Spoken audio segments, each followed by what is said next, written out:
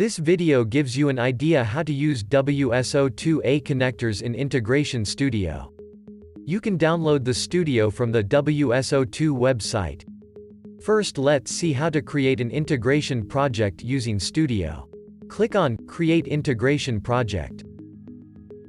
In the dialog box appears, type the project name.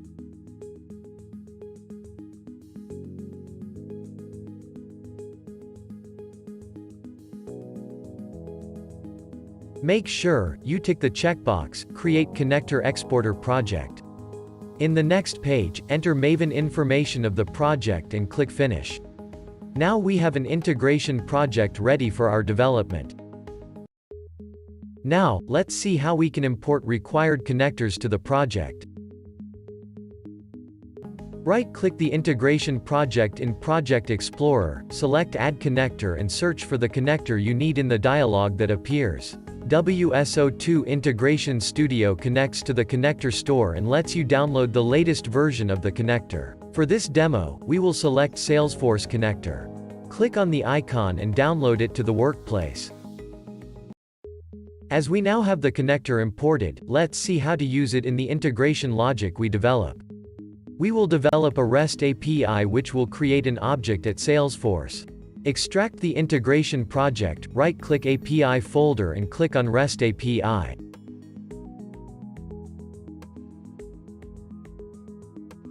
Now, create a REST API with the name SFAPI and with the context Salesforce.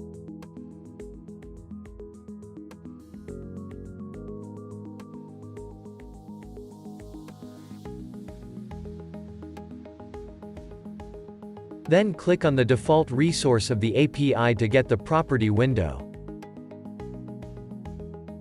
Add a URL template \create for the resource.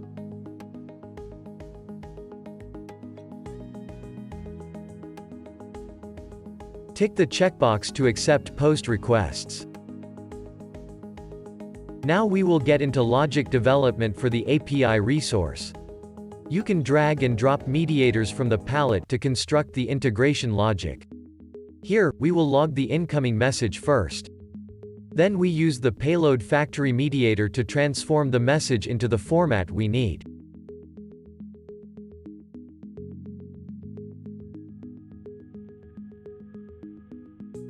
Now, we are ready to call Salesforce.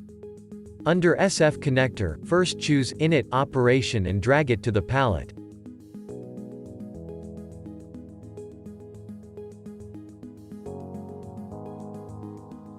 Using this operation we define connection properties required to connect to Salesforce. Then choose the Create operation. This operation is used to configure the record's name and the value that needs to be created. You can configure these using the Property panel. After this we use the Respond mediator to respond the response from Salesforce to the API invoker. Now we have the integration logic ready. In the next section, let's see how to export this logic so that we can run it.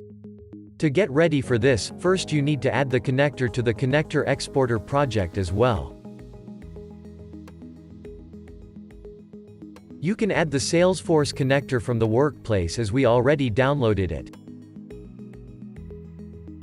Now let's export the integration logic as a Carbon application, which we can run on WSO2 Enterprise Integrator Server. Right-click CApp project and select Export. Choose a destination you prefer to export CApp.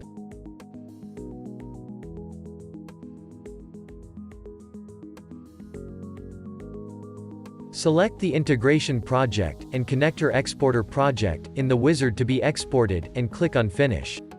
Your CApp will be generated. You can copy this CApp to a server instance and start the server to test. Now, with Integration Studio you can run all your integration logic inside the Studio itself. You can right-click CApp project and select Export Artifacts and run.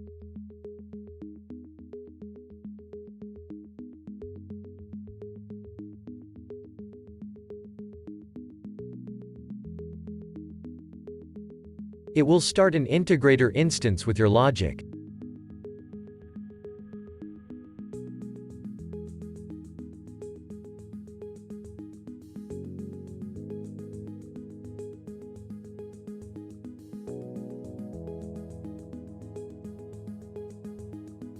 You can also test using HTTP client inbuilt.